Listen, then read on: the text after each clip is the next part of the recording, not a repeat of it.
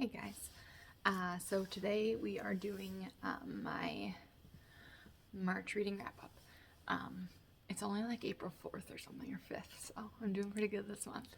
But I read 12 books in March, not quite as many as the previous 2 months, but still, 12 books in a month is pretty good.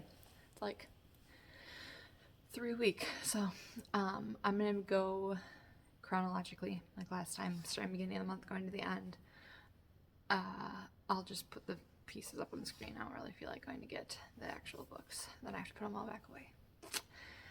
So the first one I did was an audiobook, The Tale of Two Cities by Charles Dickens. This one, it's a classic, obviously. I didn't know what it was going into it. I must have at some point in my life, maybe. I don't know. Or maybe I just knew it was a classic, so I wanted to read it. I'm pretty sure I own it, but I never got around to reading it physically because classics make me nervous. They're often really slow and hard to get through, and they just don't write in the same style. So I did audio of it, which was kind of long. It was 16 hours, but it was actually like a spy story. Anybody else know that? It's like during the French Revolution, and it follows a couple characters, and then one of the main characters is from England, and he like falls in love with this girl from France, and it's like this story of like spies and treachery and survival during the French Revolution. Pretty much is, does this family survive? Does love survive? Is he really a spy who is gonna screw someone over? Like there's like murder and intrigue and all the spy stuff, but like written in like probably one of the original spy novels. It was good. It wasn't as hard as I expected to read either, so I recommend that one. If I find it on my shelves, I'll keep it. I think I might have it. But, looks like I gave it a 3.75, so liked it. It was good. Next I have a bind-up of, the bind-up is called Gods and Monsters, but it's apparently 2 books. I read Medusa. I gave it a 3.75. I don't know if it's 3.75.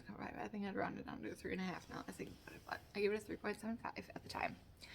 And it's a retelling of, this first one was Medusa, and the second one is Hecate, maybe? I haven't read the second one yet. I just read the first half of the book.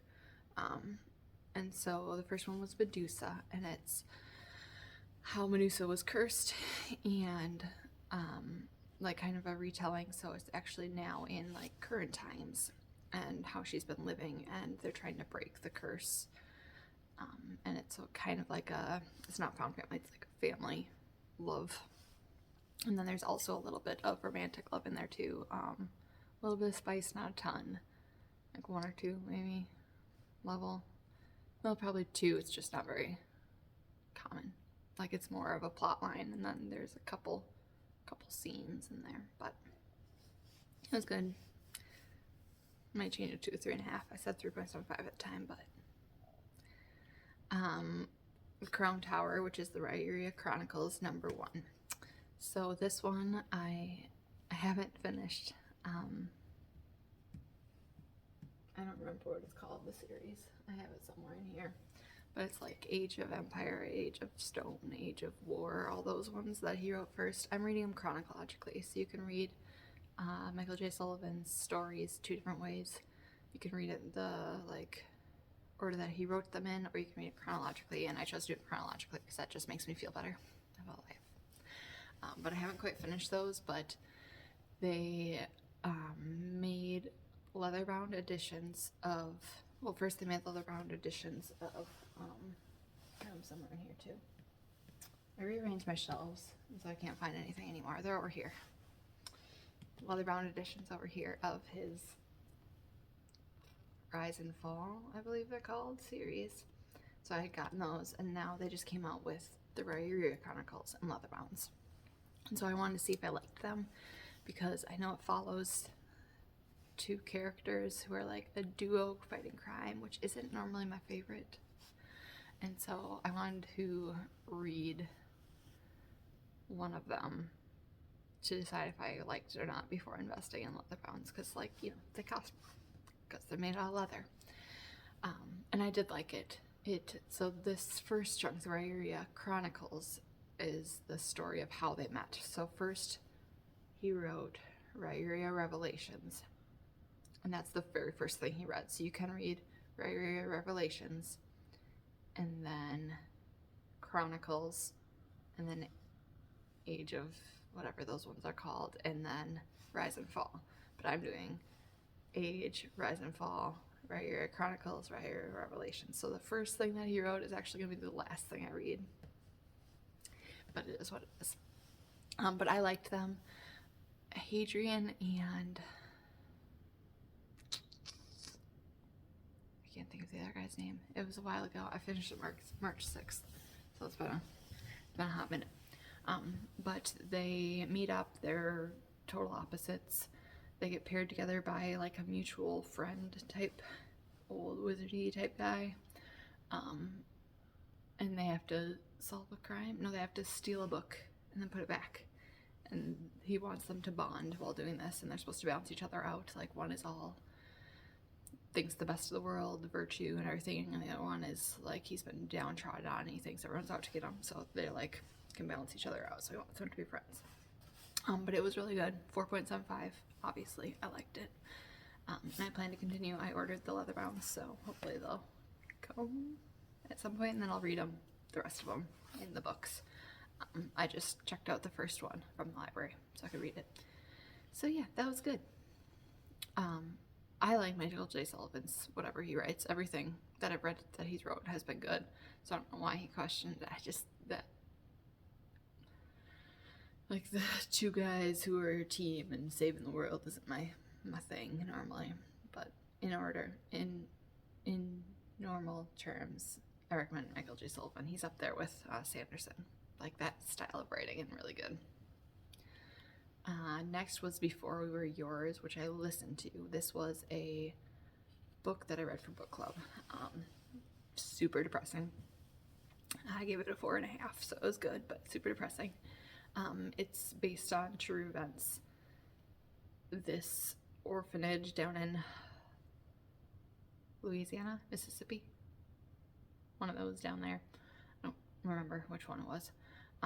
But this orphanage would steal babies from poor mothers or steal children from riverboats or however else she could acquire children, and then she would either force the parents to sign over custody or tell the parents that the baby died, and then she would sell off these orphans to well-to-do families, rich families, famous couples, to adopt children.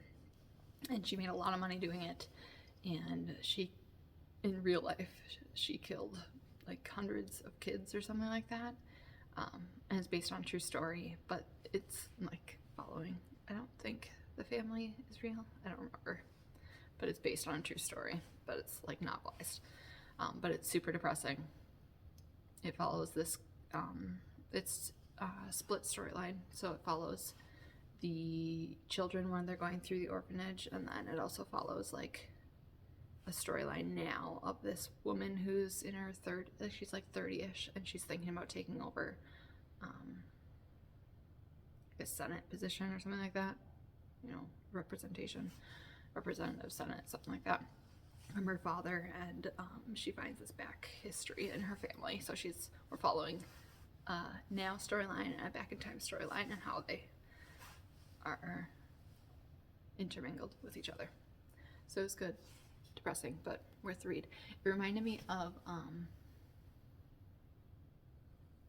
Fountains of Silence, which is a book that something similar kind of happened in Spain when they had their dictator Franco, maybe.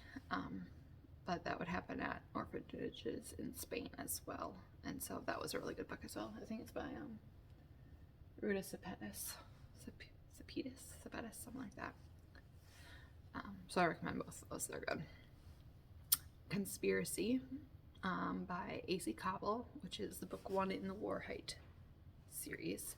I read this one because he's coming out with book 4 now. I think it's on Kickstarter right now. Might still be available when you read this. But this is a court politics novel, but with dragons tied in there, which is always fun. But it's also like a coming of age type story. Oh, I'm spilling my coffee. Sorry. But it's coming of age. This boy's village is killed. Well, it starts off the king dies, so then everybody goes into chaos because there's no king anymore. So different lords start sacking villages. They need to find a new king or queen, and so people are running off trying to find new nobility to crown, and everybody's getting killed and stuff. A couple like young coming of age people rise into power, you know, one of those, but it's really good.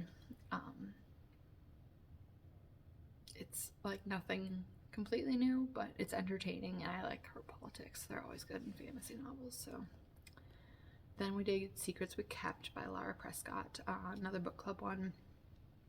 The theme for book club was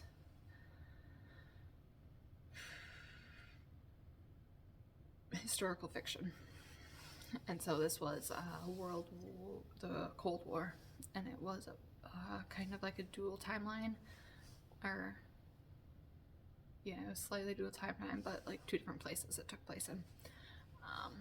And so it focused on women who were kind of pitted against each other during the Cold War.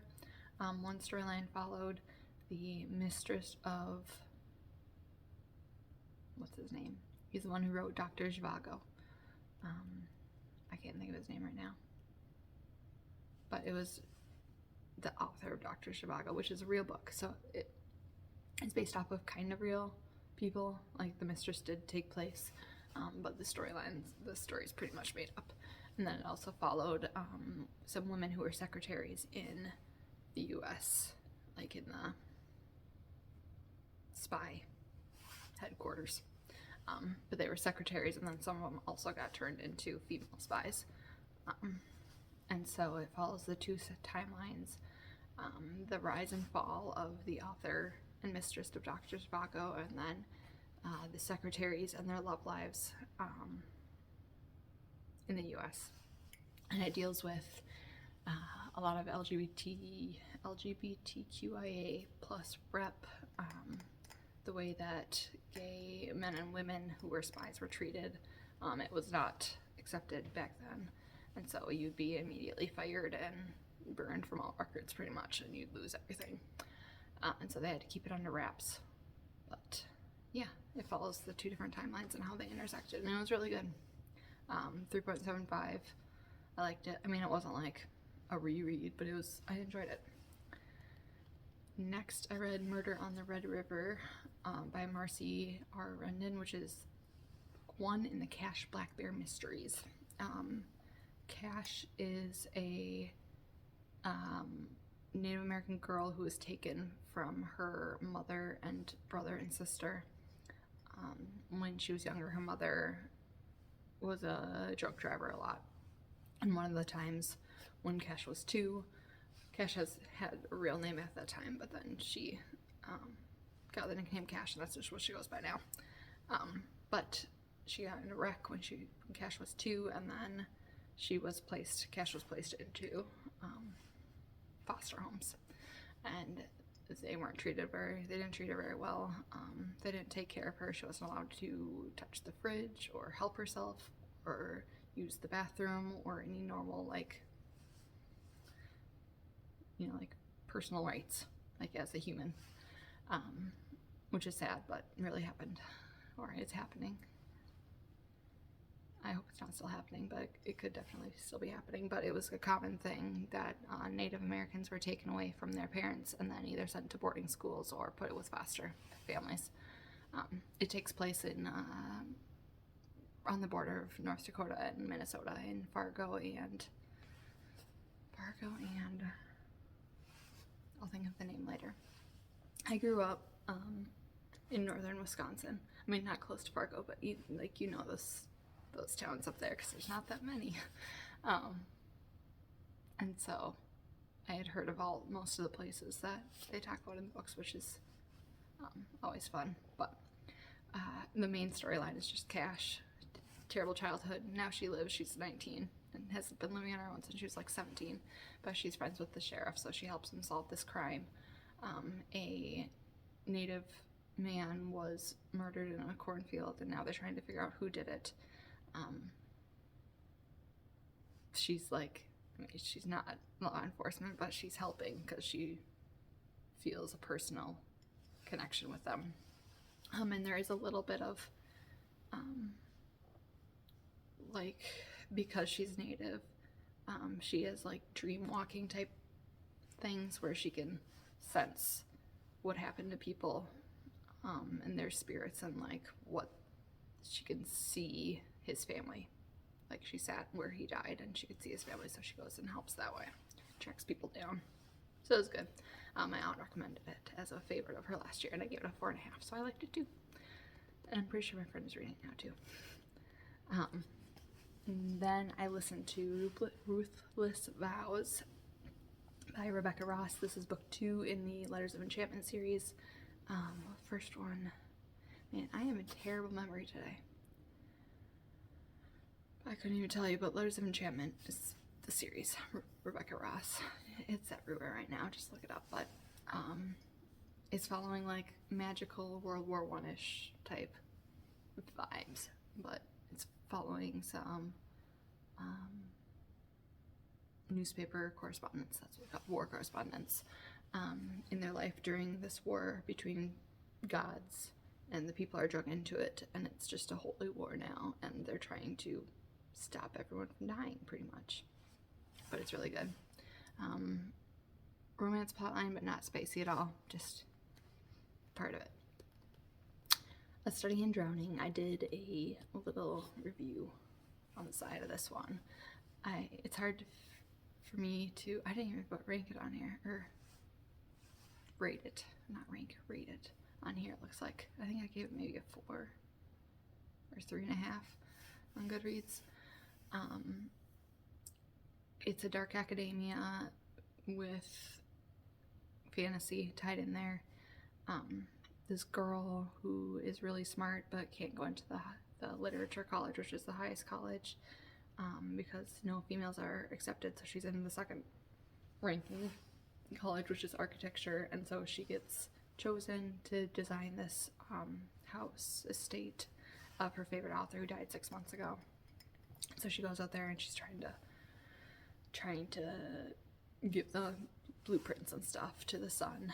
And stuff's going down. She has been able to see fairies since she was young, and so she takes medicine because the doctor and her mom say it's in her head.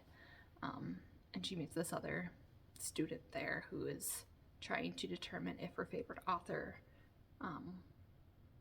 was a scam artist or not, if he actually wrote the things, or if he stole them from someone else, because he was a fisherman's son, so he like doesn't have an education, but he wrote the best known literature in the country. So, and it goes on from there. You can watch the review if you want more, but I loved the male main character, Preston. It's like one of my new favorite characters ever, but I didn't love the story. I think I didn't like her. So it was a mixed bag for me, but I liked it. I'd recommend it. If it sounds good to you, you can try it. Promised in Fire by Jasmine Walt. It's a series. It's the Of Dragons and Fae, book 1. This one I really liked. This Fae girl has never had very much magic. They call her like a dud or something like that. She looks like a water fae. She's been raised by her mother, who her mother says she takes after her father, who was gone or dead. I can't remember. But she takes after her, and she's never been able to use much of her water magic. And then she wants to get into the military, so she's been training really hard. This is like in the first 40 pages, so it's not really a spoiler. But then at the military tryouts, something big happens and crazy, and everything gets turned on their head. And that's the Fae aspect of it. And then in the past, all the dragons were battling the Fae, and then all the dragons left. This is also the very beginning of the book. All the dragons left to a different world, and there's one dragon left behind to seal the door. And so that dragon's left in the realm. Can you imagine what'll happen? But it's just the story of them as they're going out trying to save their kingdom. I really like it. I rated 4.5.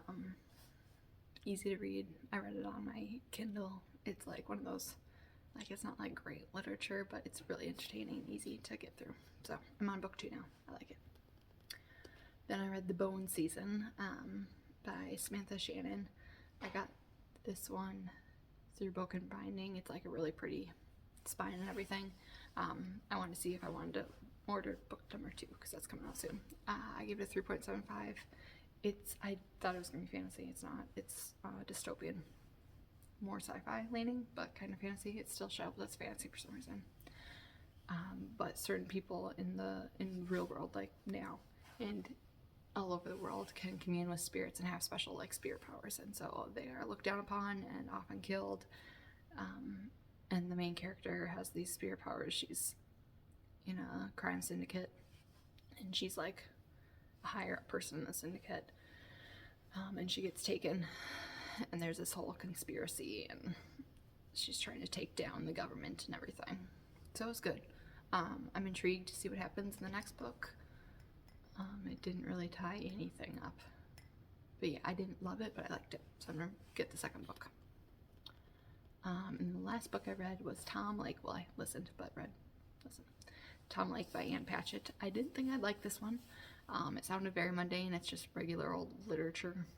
I didn't really know what it was about. I just saw that it was about a family in Michigan, and I was like, but it was actually this mother, the whole book, like nothing really happens. I mean, it's just like the storytelling over like 2 days or something like that of this mother telling her daughters the story of when she was famous.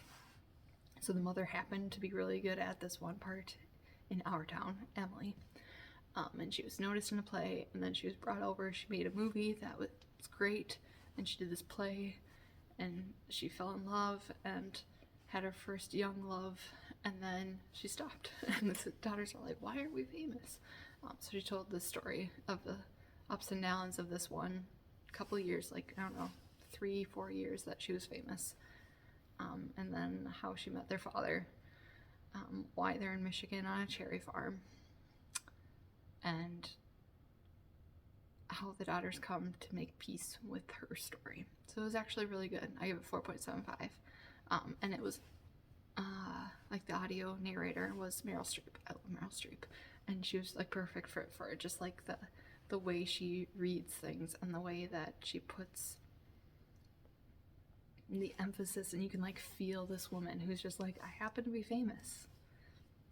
I don't need to be famous. I'm done. Like the way that she can portray that, it was great. Love Meryl Streep. So I really liked that one. I recommend it.